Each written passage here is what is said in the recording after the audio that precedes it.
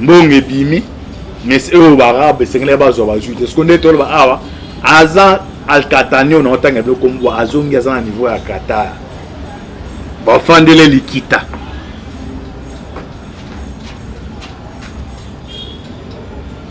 papa bloc wana ya ba qatarien barabe so ko kalelo États-Unis Al-Qaïda frappe on za groupe ya barabe so yi arabe afandelo likita ba réussir ko frapper World Center États-Unis grande puissance bobo ni boni tout moi Kagame o meisana ko kota na ba français akota pas américain akota so akota pas bateau so koti il faut boyo kana bon so cop contrat o bayo kanaki izina o e kangami na Rwanda maekei ozwaki déjà mbongo ya bato bokubanda kozongisa ndenge nini obanda kozongisa ndenge nini yango ezosia edo ekomisi liboma yango akenda bavoi soit fona éliminer Tshisekedi soit fona sala bwe donc eloko ezalaki na ozalaki na mutu moko batama bamoni batroupe rwanda ekoti mekomisi ko officiel obatama sote niveau Rwanda komi nango yango wana niveau situation komi na Kigali yango wana ya Rwanda na ba partenaire Qatar bloka ba oluka mutu na conteneur blo na to démontrer les bino awa bonjour bonsoir na balandi nyonso ya la voix céleste mbote na bino mbote bandiko vous allez belé partout dans le monde vous allez biso par la internaute à niveau États-Unis pesimo so mbote wana moni pasteur César Mwanga Zambia pambola pichu amando vous en Asie, Océanie, en Europe, en Afrique, sans oublier en République démocratique du Congo. C'est toujours votre humble serviteur Moïse Mokantiba, l'émission Bodingaka. Tolobate, autre message en copie Sabinoba. Actualité politique en temps réel, Boiba. Toza wapi, Tozo Kende wapi, Tokosuka wapi. Merci de quoi ça c'est ma caméra. John Maboki Bende, Ndeko Alvi BL, Sir Naturel, Cécile Mboko, la victime de Massara, toujours Lola, Ezako Futas, Matoko Loba, Zambe Aboye, Toko Zoye, Lisusu, Wapi. Vous continuez à prier, vous priez pour le monde, vous priez pour la RDC, vous sentez que vous priez pour la biso, surtout dans Bandeko Baza, dans le niveau ya Est et Mboka na biso.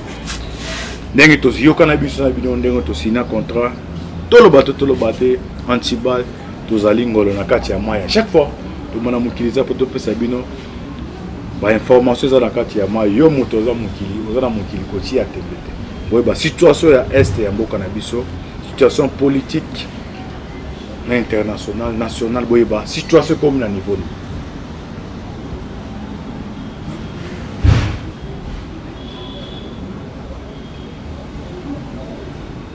ndenge toloba awa na Qatar boyebi ke Rwanda sinaki accord ya or a contrepartie ba utongela aéroport ba avantage belé contrat ba milliards esinama kawana OK Rwanda za na or te mais na kati ya Rwanda baza na raffinerie ya or.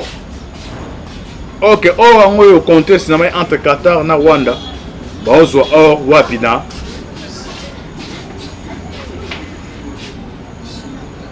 République démocratique du Congo. Est-ce que or en haut bazwa on a grande porte ben la fenêtre. Bazwa on peut la fenêtre mais il va plafond. Et to ba plafond à travers copé ça ba groupe rebelle ba Minduki. Pour na basa la ba rébellion et permettre na Rwanda azuaka a signer on peut contrat ko. Contenir un jeu de l'air RDC sika robinet ya or et bimelaka bakangi yango de tolo ba abande ko ngai na Rwanda raffinerie ya Rwanda ya or et kangami siko contrat oyo et cinéma qui et suki nanjela ce que les hommes na côté à Barab, à Qatar. Or, ce contrat va cinéma qui contrat comme pas même à 50%, et ceux qui n'ont 20%. Donc, bon, d'abord, déjà, Moussala, qu'on a mis ça qui est bon, on a bon. Il faut Kagame azongi sambon problème ça ya moi donc neto ba abarabe na matière ya business suko yuka na bangote bazane si bandoki nesi ndoki so kana bangote ba luka ba liayo donc tout na est-ce que antibale barabe wana bazana capacité oui bandeko mukile za dominer na mbongo ti tout le monde a Kagame azako soit à mon article des bêtes noires pour l'instant. Aza premier mois si maintenant côté na est. Parce que na contrat mo oye muta za premier bénéficiaire na. Mais contrat ne katani na 20%, 40% tikali moins compter ça mais ate.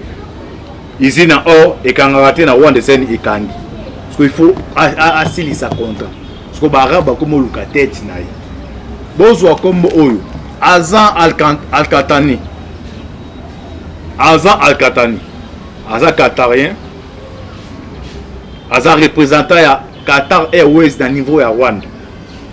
Dénonçant l'émission, c'était, ça fait moins une semaine déjà qu'il taque Rwanda. Avec vous sa rapport. Que nous avons commentaire qui est réel. Contrat où il fallait tout signer, il fallait tout qu'il y ait des cas où on les bimak. Où l'on est à RDC. Donc il y a à travers un message qui ça ba groupe armé. Ba Minduki, ba Bomi Bato, il y a aussi or à qui na usine à raffiner à qui apprécier.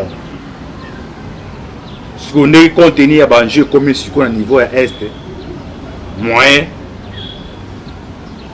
ravitaillement salema des alte usine à Rwanda et quand on a raté c'est nini et kangi so contre ceux qui n'anzela. Et comme pas même à 50%, il faut que ça bon ouais bateau. So zone ça on déjà batongi banini. Bozela. OK ba qatarien surtout ba arabe na monde da business ko be o kana bango bente ba luka kayo. On mona Kagame pour naie pour l'instant moto est comme Jésus qui peut les caisses. Comme à tout la cabine ba élément de preuve tous autant oui ba contrat ou ba sinaki pourquoi Kagame na dossier à est aza prêt à ko bomba mutu ko lia mutu même na Mombesu RDC a changé données entre temps contrat aux aïe kuna eke koto. Mais kuna fois zone ça bon to landa awa et qu'est-ce qui va se passer bande kolibo ki a moninga basombela ngo kwanga te mi kontaka na ozana yango kontaka te que non akuna na ulukana sala rébellion un jour et si que ndozwa kuna ba okanga porte ta lelo yo or oyo Rwanda bande kozwa akena ngona niveau ya Rwanda a raffinango abandi ko permettre ça la business et zo qui m'asouté bakangi usine boka ba contrat et si que soukeli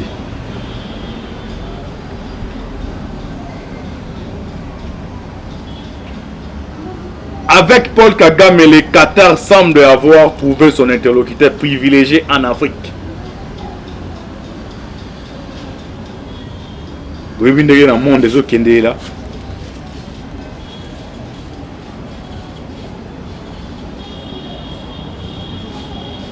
Entre l'Émirat gazière et le Rwanda, notre chroniqueur voit se dessiner un large partenariat à la croisée de la politique et du business.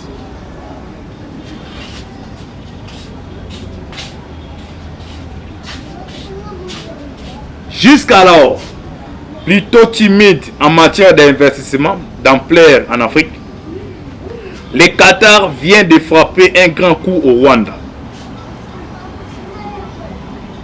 Au monde Paris Saint-Germain, sponsor wana Qatar Airways me marabanani bo baki ba kutena Kigali batindi batu na bango pona ko signer ba contrat ya business na kati wana ba ba bele a contrepartie ba opesa Kagame na Rwanda ni tone toro ba awa contrat eza ba interrope yango ko faut Kagame azongisa azongisa pendenge nini usopi pétrole n'est pétrole sopa na belo loko tandeni moi le pétrole sopa na exi la ramba usko ba zo zongisa biso ka pétrole sopa ce que simbite ba luka tête ya mutu wana voyez on a bien l'autre fois RDC a profité de la crise où il y a or aux en Rwanda a profité pe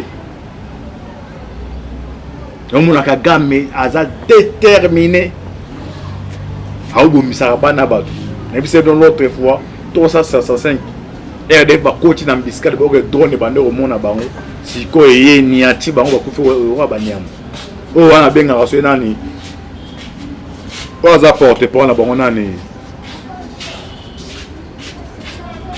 Ngoma allez na mnoka mboka tolanda awa article bisi ba révélation jusqu'alors plutôt timide en matière d'investissement d'ampleur en Afrique, le Qatar vient de frapper un grand coup au Rwanda. La visite de l'émir Tamim Ben Hamad Al Thani le lundi le 9 et mardi le 10 décembre couronné de mois de discussion pour annoncer l'un des plus gros projets qataris sur le continent. L'émirat gazière s'est engagé à financer pas moins de 60%. 60% du futur aéroport de Bigezera. Bisomoko, dans un aéroport, on a vu ça en Djili. Oh, le contrôle permet de signer na Qatar.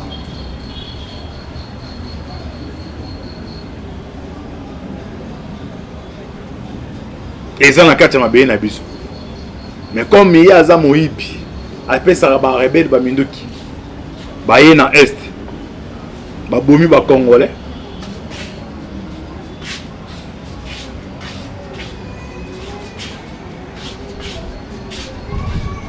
Après que bon bazu ba or ba yé ba raffiner yango. Ba traiter ba ke ba teki. Boka konto ba signer. Ba sinaki na Qatar.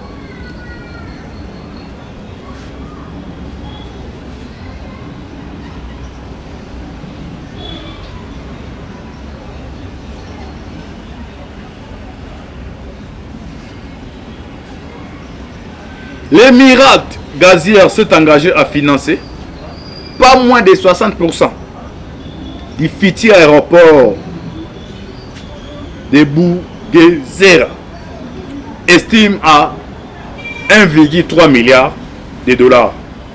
Près d'1 milliard d'euros, situé à 40 km de Kigali.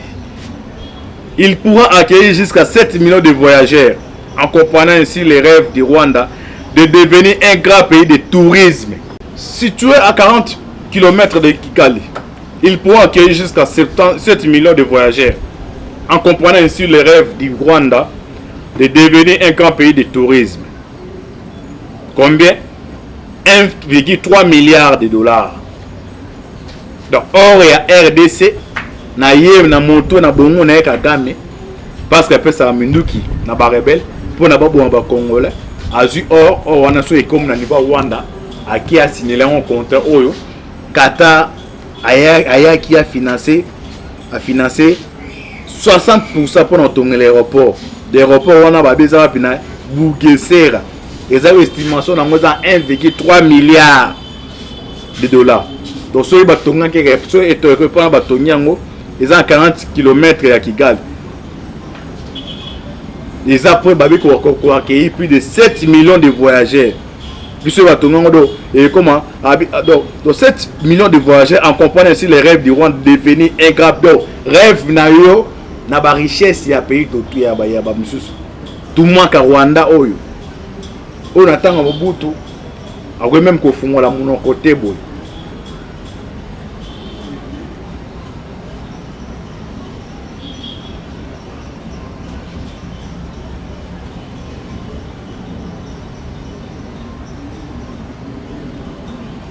Nelelo a komi pe tout moi koloba. A komi pe tout moi koloba. A komi pe tout moi koloba. A ligné pe aloba.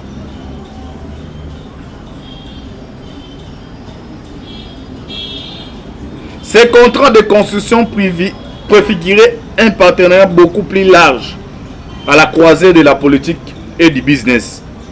Les Rwandais, dont le président Paul Kagame était grand amateur de football, vient ainsi de devenir l'un des mécènes du Paris Saint-Germain, propriétaire du Qatar depuis 2011. En échange de quelques millions de dollars par an, la mention Visite Rwanda apparaîtra sur les panneaux publicitaires des Parcs des Princes. Il y a quelques semaines, les Rwanda et les Qatar ont par ailleurs ouvert de part et d'autre les représentations diplomatiques. L'ambassadeur rwandais François Kouligimfura arrive en septembre à Doha et un ancien économiste de la Banque africaine de développement BAD. Contre Zakibon 1,3 milliard. Batongela bango. Qatar otongela e. Aéroport na Bigesir, à ce Bigesir. Vous avez la capacité de plus de 7 millions de voyageurs. Vous permettez par rêve, de rêve, il y a Rwanda, à compte parti or, il y a Congo, il y a Bissau. À travers les massacres, il y a des groupes rebelles, où ils ont connu ça, les Marabatu. Ceux qui sont en Rwanda, il y a joué à Zakoteka. Si on continue à enjeu de l'air, RDC a gagné porte, Bitumbezana ba rebelle, moyen sous pas concrétiser contre les athées, contre Kata na Okata. Yango moni, bo monaki a soulé a souhaitaki. Et à que tout bela que non, na bato ba ne ozo batimelika ba kolo masoulé zane ba congolais. Yango moni on rencontre moi qui préparé entre Tshisekedi na Doha. Tshisekedi pas timé masola bino boyeba ke sika or eza ko bima. Mais vous avez aussi un contrat pour une émergence. Ok, vous avez bien, vous avez une richesse.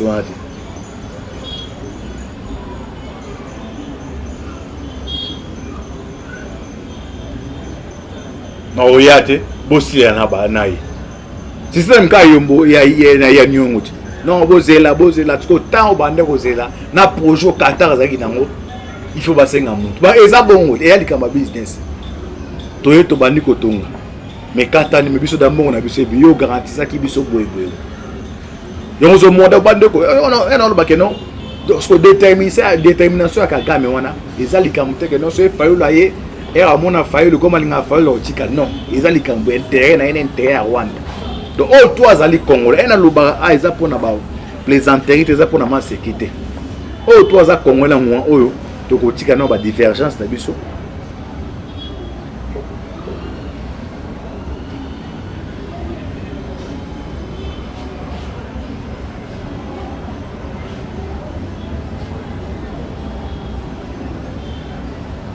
Qu'on a tout privilégié d'abord Congo.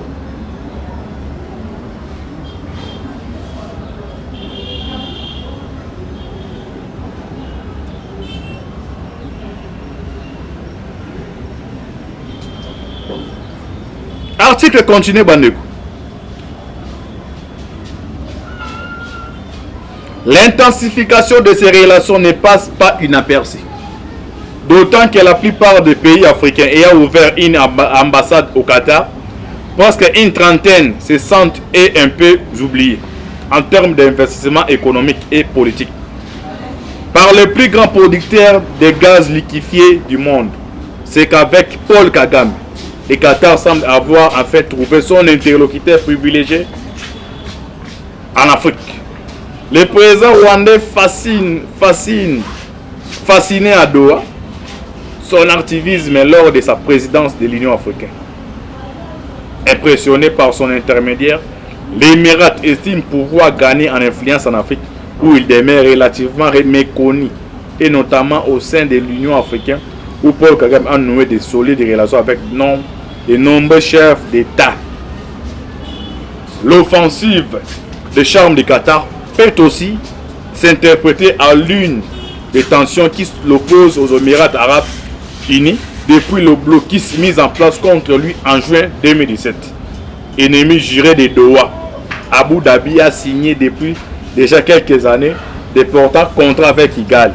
Les principaux investissements émiratis au Rwanda démarrent à ce jour la construction par Dubai Port World d'une immense base logistique d'un coût de 35 millions de dollars, inaugurée en octobre. La Kigali Logistic Platform doit être à la terme reliée par la route au port Tanzanie de Dar es Salaam. Les Émirats Arabes Unis ont ouvert l'ambassade à Kigali en 2018 et nommé le très volontaire Hassan Al-Katani, on a vu son ambassade à Zoni, à sa tête. Paul Kagame qui n'a pas quasiment manqué un seul grand prix de formule d'Abu Dhabi. Depuis 2011, il a ouvert une représentation diplomatique en 2009. Au moment où il a tangué nos petits contrats.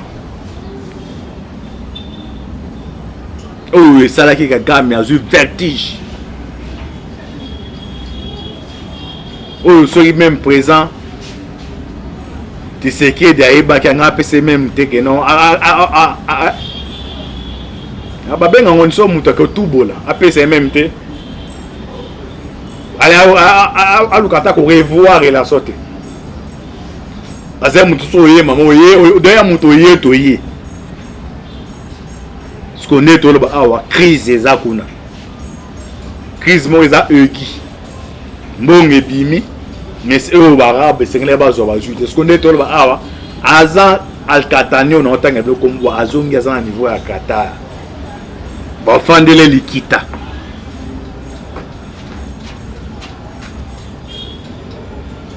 Papa, bloc wana ya bakatarien. Barab, so ko lelo États-Unis, Al-Qaïda fa pengoza groupe ya barab. So yi arabe afandelo likita. Ba réussir ko frapper World Center, États-Unis, grande puissance. Boboni boni tout moi Kagame. O meisana ko kota kana ba français. À côté pas américain, à côté so à côté pas bateau so côté il faut boyo kana bon so contrat au bayo kanaki izina o e kangami na Rwanda maikei ozaki déjà mbongo ya bato bobanda kozongisa ndenge nini na banda kozongisa ndenge nini yango zo sia yedo e commissaire liboma yango akena ba voix soit fona éliminer Tshisekedi soit fona sala bwe donc eloko ezaki non ozaki na mtu moko batama bamoni bato pour ande côté mais comme ce officiel au batama sauter niveau Rwanda komi na ngo yango niveau situation komi na Kigali yango parrain France a comme soufflé babengane na Burkina Faso Centrafrique babengane Tongo Kala babengane na Mali nya Tchad koloba même pas soit comme ya sko luka relation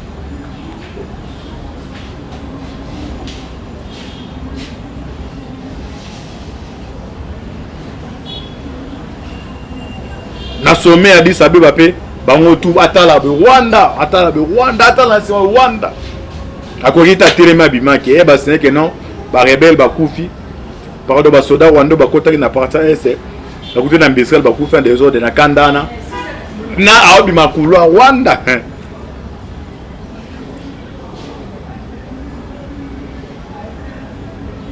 dans un comme na mbara des choix côté haute pression mais c'est faut aussi là aussi ça contrat soit aux aussi moi soit aux yeux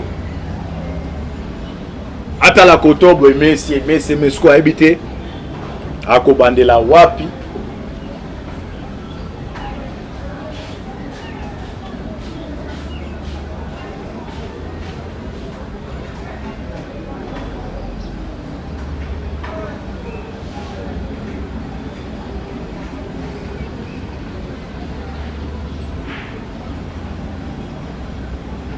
ekosuka ndenge nini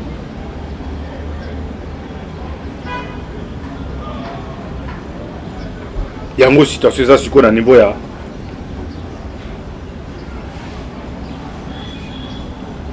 ya Rwanda na ba partenaire Qatar bloka ba luka mutu na yi conteneur bilo na to démontrer les bino awa to ko tona dernier point ya bande uso benga ba tuna mais finalement Antibal ba yokani nini na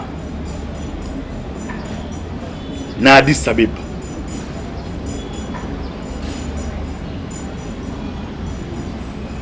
boka awa nini bimi na Addis Abeba.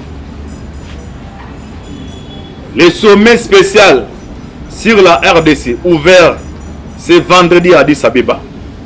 C'est dans la salle Julius Nyerere au siège de l'Union africaine que le sommet spécial de la communauté de l'Afrique de l'Est CAE EAC élargi à l'Angola s'est ouvert ce vendredi matin.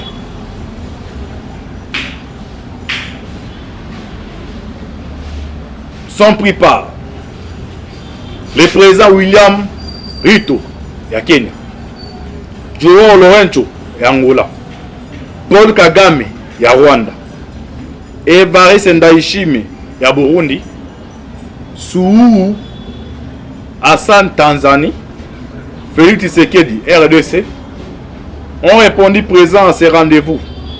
Seuls les présidents Yoweri Museveni, Ouganda et Salva Kiir Soudan sont représentés au niveau ministériel. À la séance publique d'ouverture, seulement les deux chefs d'État ont pris la parole. Joao Lourenço Angola, médiateur désigné de l'Union africaine, et Evariste Ndayishimiye, le président en exercice de la CAE et EAC, ayant présidé ce dernier sommet extraordinaire de cette institution sous-régionale le 4 février dernier à Bujumbura. Dans son allocution, le président angolais a déploré la détérioration de la situation sécuritaire sur le terrain à la suite du refus de troupes terroristes du M23 appuyé par les Rwandais. Moutazo Babiloko, le président Joao Lourenço. Président Matali. Le pote, attendez, Malingala. Joao Lourenço a l'obiboué. Le président angolais a déploré la détérioration de la situation sécuritaire sur le terrain à la suite du refus des troupes terroristes du M23 appuyées par les Rwandais. Rwanda Zakiwana Kagame de se retirer des zones occupées comme l'exige le sommet de Luanda. Na sommet à Luanda, Oyo Tshisekedi na Kagame bakendaki. Des infos Kagame ebeko pour la Kaboyo Kenati ministre affaires étrangères na. Ye Kagame ataya sinagite mais ministre affaires étrangères na signé na kombo na. Bayo kana qu'il faut ba se retirer. So ka Joao Lourenço abandi koloba. Ba yaki pa na ngana Angola. Bayo kana ke non M23 ils ont soutenu Bango et pas Rwanda. Bah se retirer mais tisi koyo. Alors bien.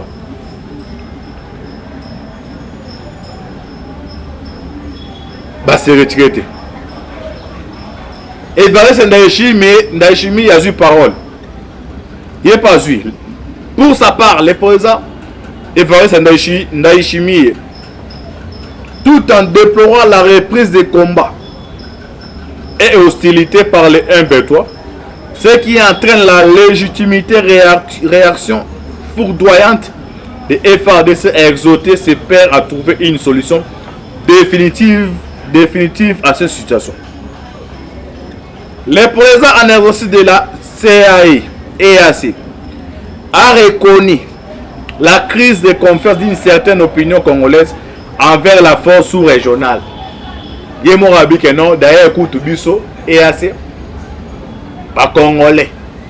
Population congolaise, beaucoup de gens vont fantier, beaucoup de gens vont avant de continuer, na carte sommet Addis Abeba, il y a un groupe de congolais.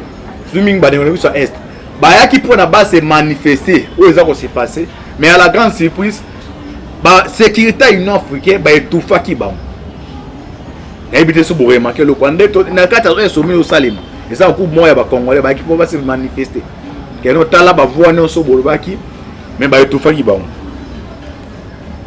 Donc yemoko président EAC a lobby que non coutu. dans la crise de confiance d'une certaine opinion congolaise envers la force sous-régionale. Le président Ndayishimiye explique la détérioration de la situation sur le terrain par le non-respect des engagements par le M23 et le manque d'un mécanisme de suivi et évaluation. Pour lui, la réunion de ce jour doit étudier un mécanisme efficace chargé de suivi et évaluation des décisions et résolutions, structuré dont toutes les parties prenantes devraient faire partie. Cet ordre du jour n'a pas pu susciter des réactions des autres chefs d'État pendant la petite séance publique d'ouverture, mais les chefs d'État ont poursuivi les vraies discussions à huis clos dans un format 1+4, c'est-à-dire un chef de l'État et 4 accompagnateurs. Yango Oyo et Salemaki na niveau ya Addis Abeba.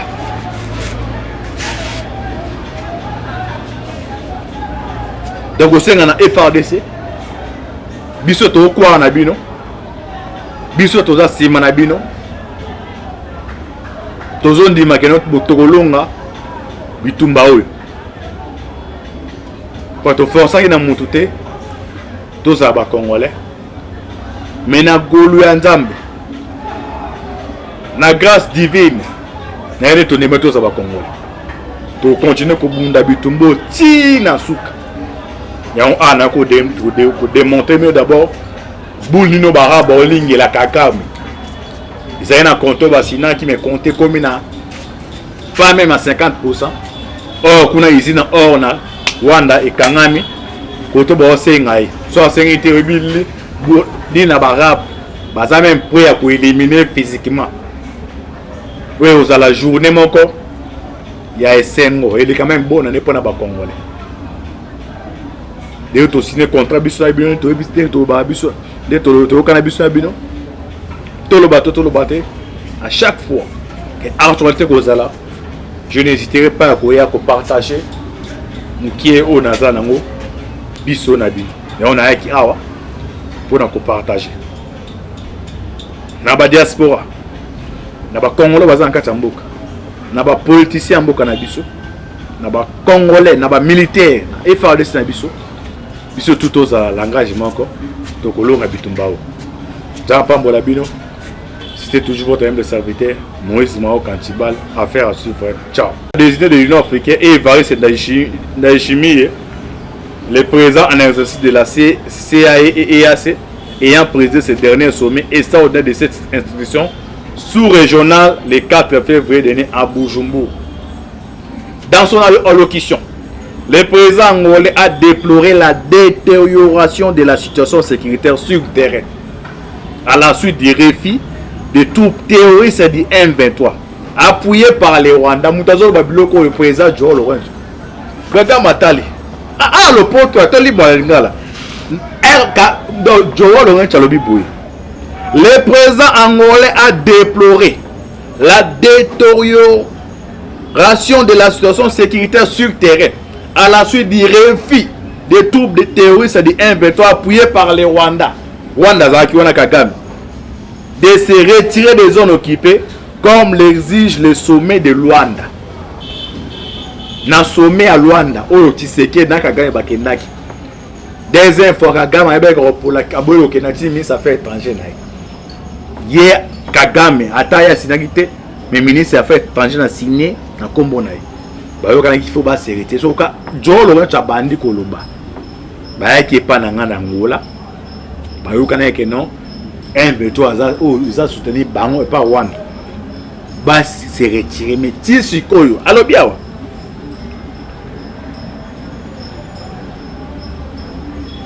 Bas se retirer. Et Evariste Ndayishimiye a eu parole. Il n'est pas eu. Pour sa part, le président Evariste Ndayishimiye, tout en déplorant la reprise des combats et hostilité par les M23, ce qui entraîne la légitimité réaction foudroyante de FARDC à exhorter ses pairs à trouver une solution définitive définitive à cette situation. Le président en exercice de la CAE EAC a reconnu la crise de confiance d'une certaine opinion congolaise envers la force sous-régionale. Yemorabi que non, d'ailleurs, écoute Bisso, EAC, pas congolais. Population congolaise, beaucoup de gens sont fantiers, beaucoup sont autokinde. Avant de continuer, na carte sommet de saber besoin na coupe moya ba congolais. Zooming ba de sur est. Ba ya qui pour na base se manifester, où ça va se passer, mais à la grande surprise, ba sécurité union africaine ba etufa ki ba. Ya ibite so bo remarquer le kwande to na carte sommet au Salim. Et ça coupe moya ba congolais ba qui pour se manifester.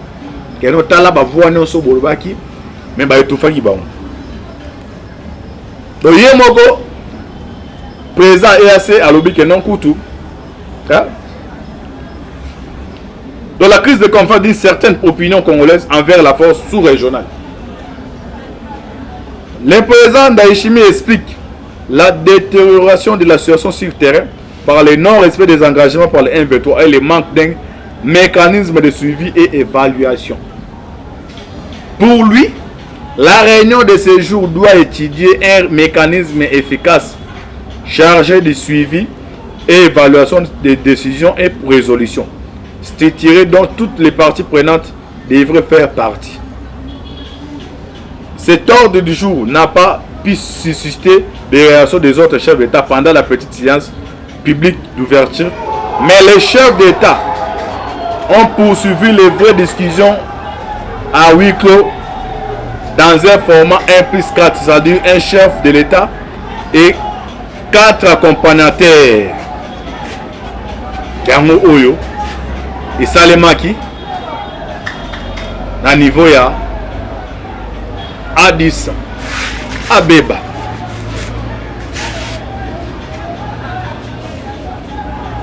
Donc au sein de la FRDC, biso to kwa na bino, biso to za sima na bino,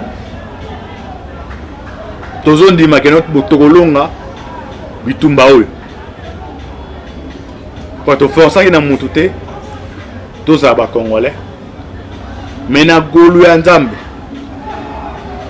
na grâce divine, na yene to neme toza ba congolais. To continuer ko bunda bitumbo ti na suka. Y'a un an qu'on démonter mieux d'abord. Boule nino bara bowling et la kakame. Ils ont un compte basina qui me compté comme na pas même à 50%. Or kuna ici na or na Rwanda et Kangami. Koto bo sengai. Soit sengai terrible ni na barab. Baza même prêt à éliminer physiquement. Oui, aux à la journée mon corps.